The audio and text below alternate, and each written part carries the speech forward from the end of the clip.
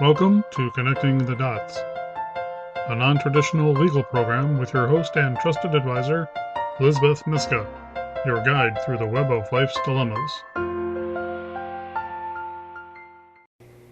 Welcome to Connecting the Dots.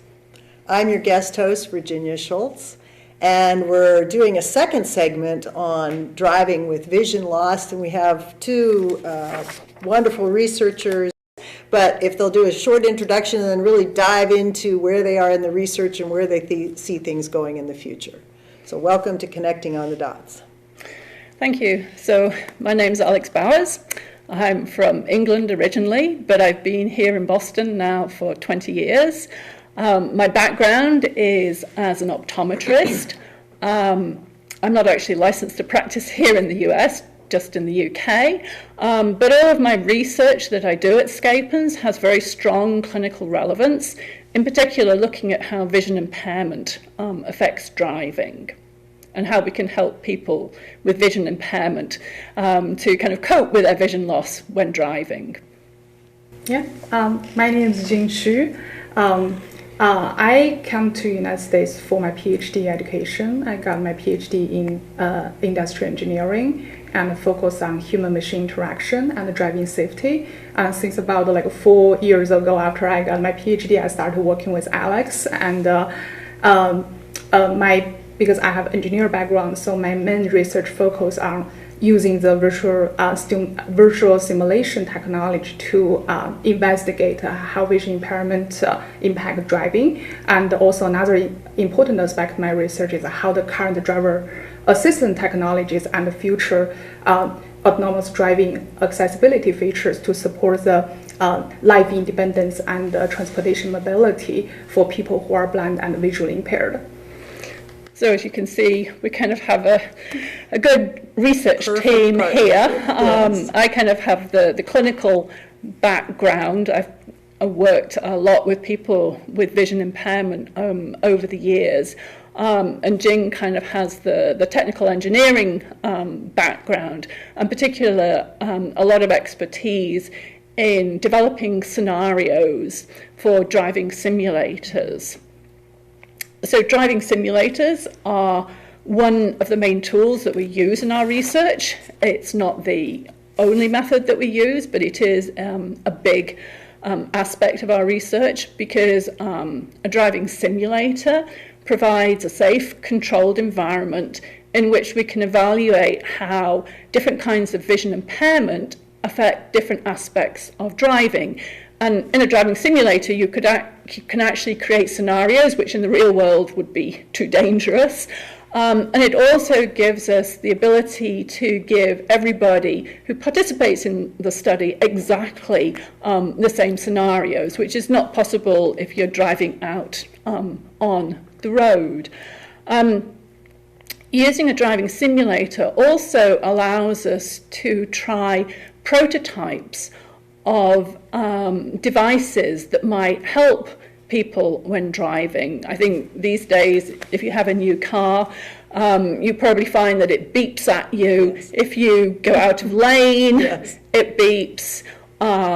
You may have something which kind of flashes or beeps if there is a car in the blind spot, or others, might warn you if there's a potential collision ahead.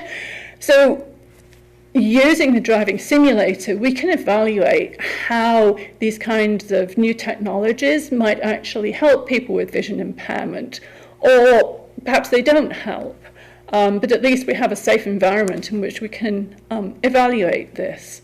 So I'm going to talk a little bit about some of our recent research with people who have a condition called hemianopia. So hemianopia is the total loss of one half of your field of vision. So the right side of the vision in both eyes, or the left side of the vision in both eyes. It's caused by brain damage at the back of the head.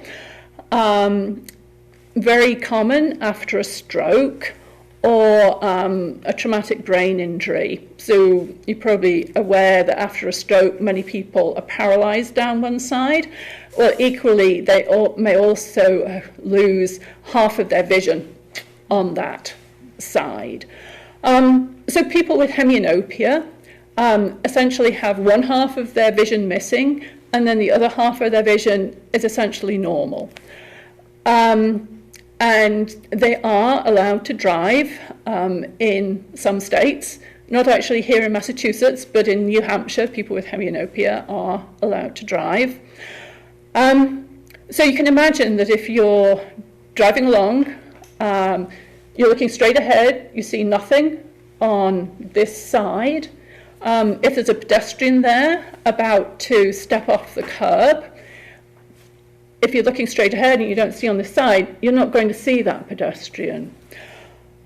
So one way that people with hemianopia, or this half field loss, can compensate is by scanning. By that I mean turning their head and eyes and looking towards the side where they don't see. And if they look often enough and far enough, then they will be able to see potential hazards on that side where they don't see. But a really important question is how well are they actually able to do that? Particularly when driving, which can be quite stressful, you need to pay attention to the road ahead, etc. So using Driving Simulator, we were able to set up a hazard detection task while people were driving, while they're driving along predetermined routes in the simulator. Pedestrian hazards would appear, some from the left, some from the right, and basically kind of suicidal pedestrians like you see in the center of Boston, basically come to run across the road in front of the participant's vehicle. And we measured how well the participants responded to these pedestrians. And we had them coming from the right and from the left. So we were able to evaluate how well they detected on the side where they had good vision, as well as the side where they didn't have good vision. And importantly, we were interested to see how well they actually moved their eyes, how well they scanned. So in the driving simulator, we have a series of 6 cameras pointing towards the driver that we can use to capture their head and eye movements while they're driving.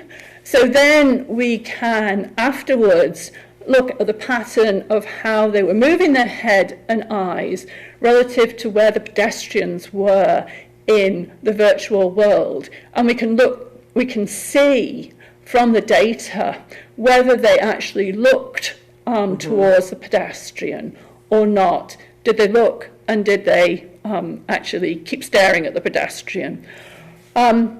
So the very interesting finding from our first study using this kind of paradigm was that you could have 12 people who had exactly the same amount of visual field loss, but when you put them into the driving simulator and asked them to do this pedestrian detection task, they showed totally different abilities to actually use their vision to scan, to detect these pedestrian hazards.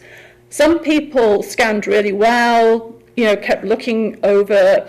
Others hardly scanned at all and just kept looking straight ahead most of the time.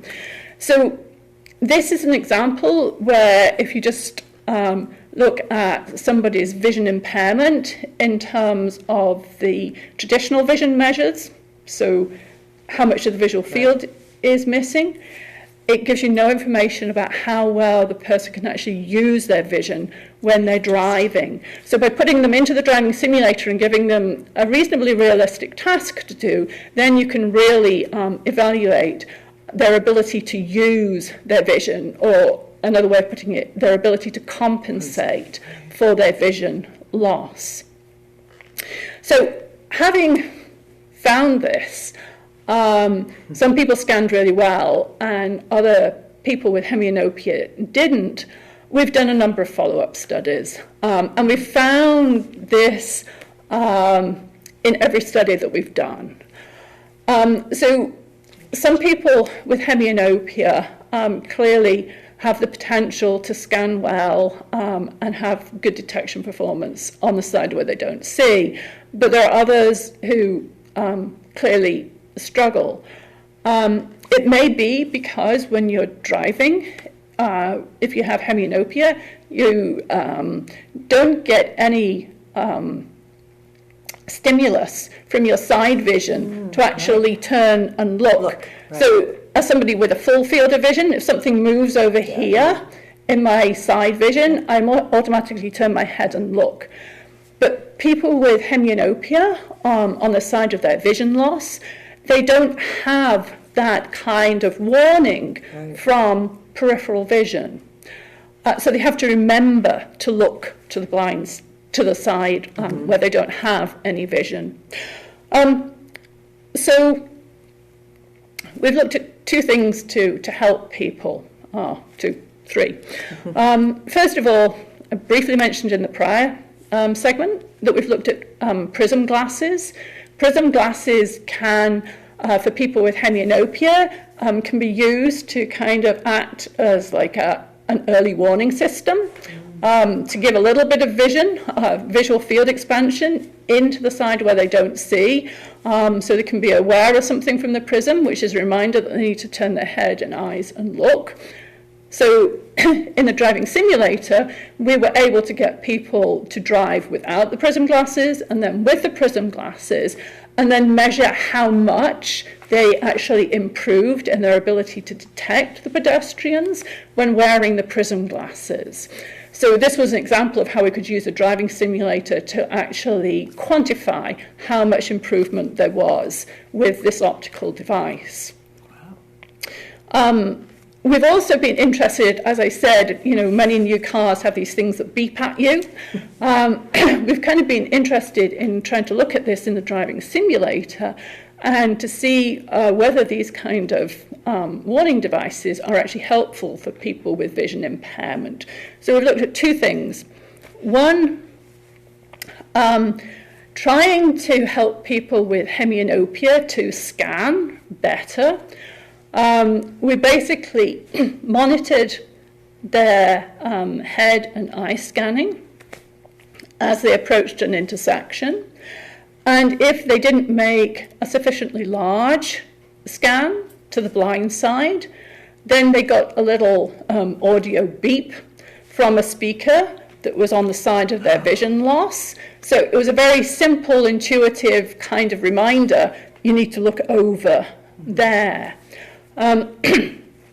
So we've done a pilot study with this, and for us, the most interesting finding, actually, was we tested people driving without the device and also driving with the device. So the device only gave a beep if they didn't look far enough. If they didn't look at all, or they didn't look far enough. So what we found was that people, it was like they were trying to beat the device.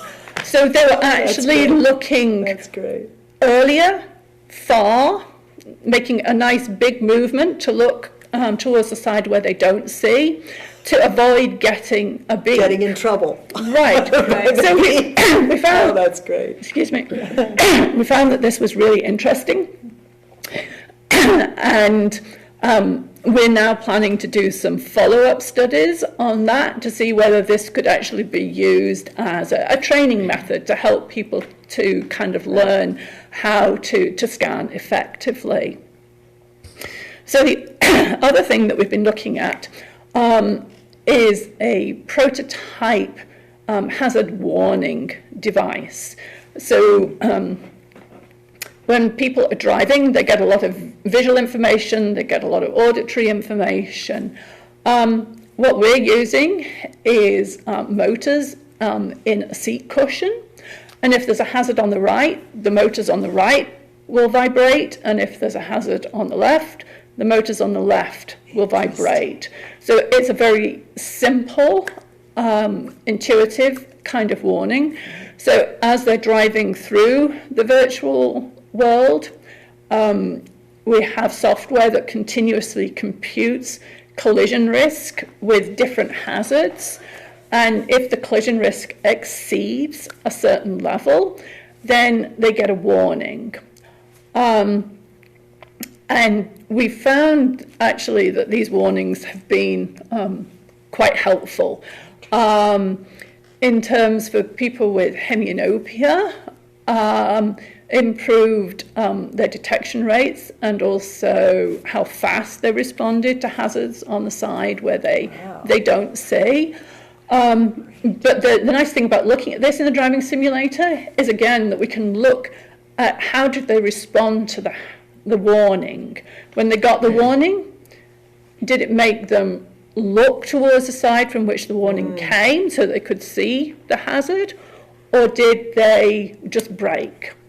Did they look and then brake, or did they brake and then look? So we can, from all our data, kind of understand more about how people kind of behave. Wow. And we certainly see differences between how they respond for warnings for hazards on the side where they don't see versus the side where they do see. Right. Because that is kind of, Alex mentioned about head scanning training. That is kind of from, let's train the drivers. Right. From driver's side, train them proactive, do the head movement, head scan. But another side is kind of, Alex mentioned, hazard warning system, which is from thinking about from the car side and from the technology side, and how can support their driving safety. So this is because actually, before we have fantastic, amazing, ideal self-driving cars, very long time, and we have to stay with manual driving. Right, and there are a lot of more and more new car technologies, and as Alex mentioned, a bit at you give you like a visual warning flash and also vibrations, and all those type of technologies like forward collision warning system, adaptive cruise control, and blind spot warning, and have the symbol signs and flash on the rear mirror, and when you changing the lanes. Or even the lane departure warning when you're about to drift out of the lane, okay, give you vibrations and warnings, even the vibrations on the steering wheel, and even help your car, bring your car back to the lane. So all this type of technology have great potential to support drivers with vision impairment. But we found out we're at the very beginning stage of understanding, if those current drivers who have vision impairment, if they know this system, if they use this system, and also what's the problems or barriers, and for them to adopt this type of technologies, and what's the challenges or difficulties they are using it. That's the reason in the past a couple years, and we did a telephone interview study, and we talked to about 200, 300 drivers actually across the country, trying to learn. Majority have the central vision loss from macular degeneration. They are on the senior side. So we're trying to learn if they use this system and what's their real life experience from using these systems. And we have learned for drivers who have vision impairment, and if they just use more of those type of systems, they actually have less self-imposed driving restrictions. Put in other words, they drive more. So, and it's interesting to see because there's no actual information and there for this driving population. And we found out a lot of drivers after they experience vision loss, they started to self-explore and what can help me other than rehabilitation training, and also get to see doctors and get trainings, and another side, okay, how can the car potentially help me? Yeah, so I'm going to give one example, and we have found from our study, and is a gentleman living in the Middle West area, and he is on his early 50s and has vision 20/180, and which is 20/200 is legally blind, and so he used a Tesla. So we followed him since the first. So just interrupt there. So this was a gentleman who literally could only see the top letter on the traditional letter chart, but legally was permitted to drive on what's called a restricted license. And he was permitted to drive with the help of what's called a little bioptic telescope. It's a little telescope that's at the top of the spectacle lens.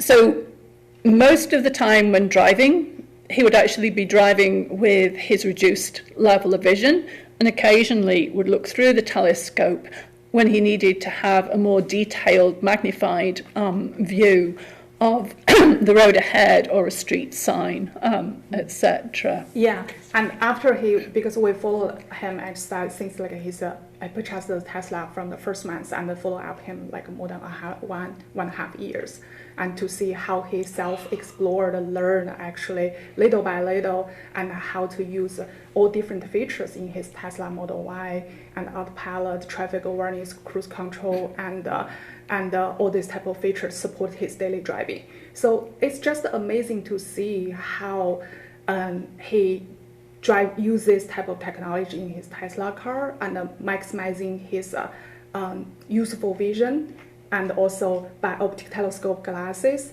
and co-drive with all these type of different features in his Tesla car to support his daily driving. So it's basically he switched his role from like active driving, changed to be another monitoring role, and he's trying to drive and monitor the road and traffic light changes, and then grant permission to the Tesla, to the car, to make the maneuver changes. I can give you an example.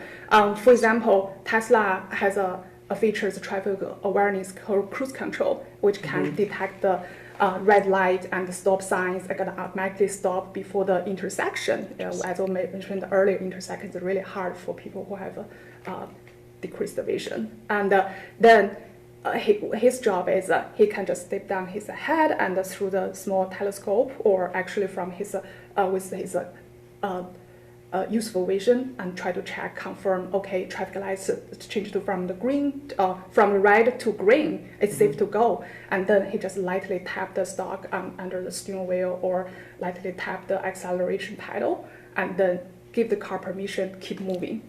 Yeah, so another example is highway driving. So in the past, because he know actually he's driving, he tried to avoid all the majority highway driving, but living in that area is really unavoidable.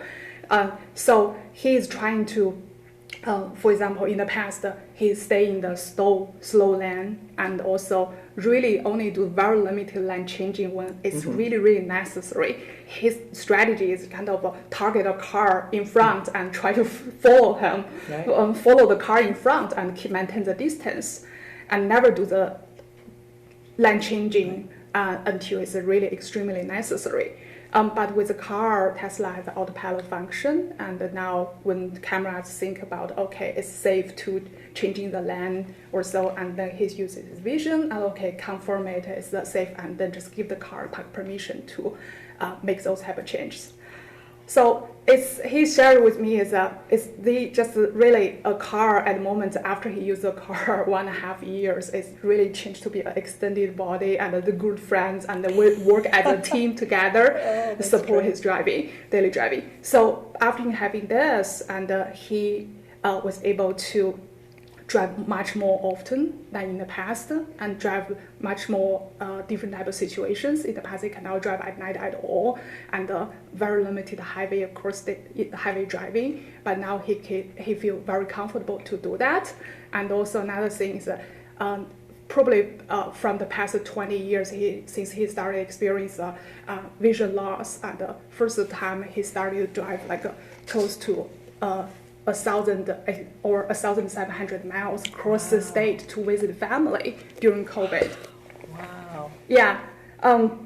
It's exciting. So this was a really interesting example of how somebody had really investigated very carefully how they could make use of technology, current technology in a high-end car, but this particular person was very aware of the need to, even though he was letting the car do some of the work, he needed to be very much aware of the driving situation, and to, check carefully before giving permission to the car to move forward, etc.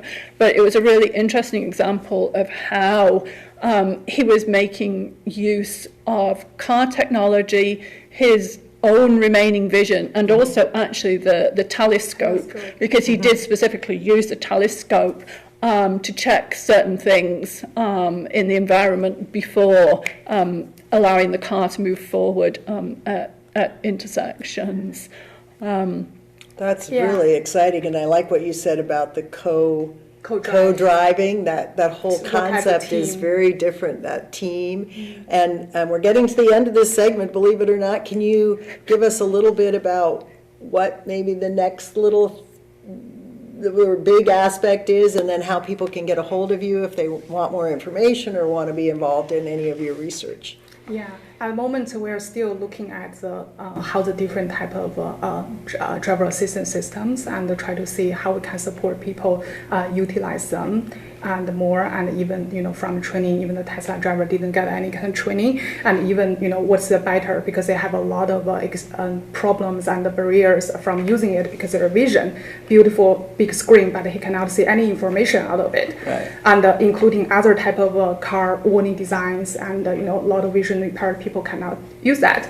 And another aspect is to see, because autonomous vehicles have a lot of great potential and provide a lot of opportunities for people who are blind and visually impaired, but accessibility is a big problem for them. How they can use a future self-driving car independently, it's something actually we are willing to, we definitely need to explore more.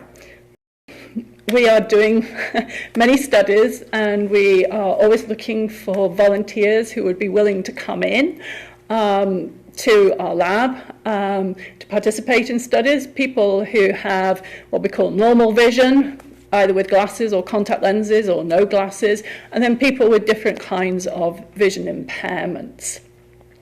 If you would like to get in touch with us, I'm always happy to hear from people on the phone. Our phone number is 617-912-2512.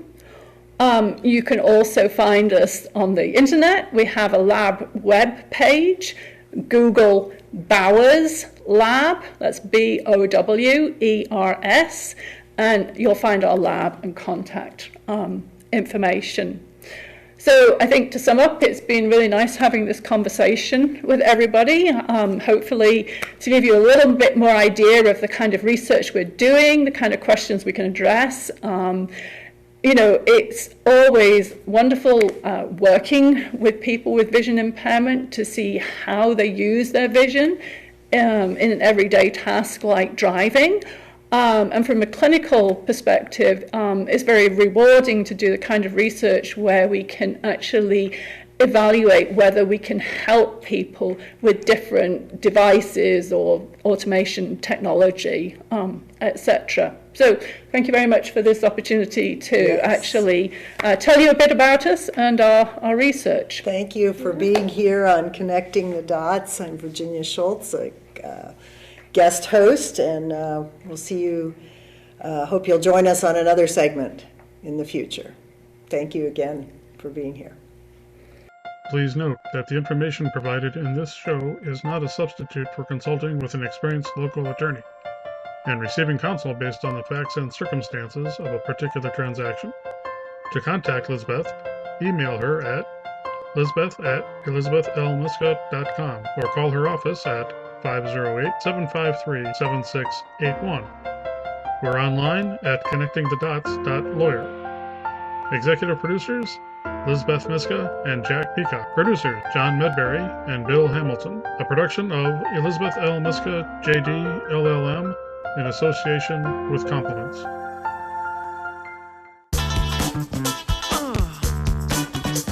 For every pound you lose, that's 4 pounds of pressure off the knees. To find out more, go to fightarthritispain.org.